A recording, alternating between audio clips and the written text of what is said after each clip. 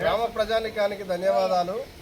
సూర్యాపేట జిల్లా కలెక్టర్ గారు మరియు పౌర సంబంధాల శాఖ అధికారి డిపిఆర్ గారి సహాయ సహకారాలతోటి తెలంగాణ సాంస్కృతిక సారథి కళాకారులమైన మేము గ్రామాన తిరుగుకుంటూ మన గ్రామానికి రావడం జరిగింది.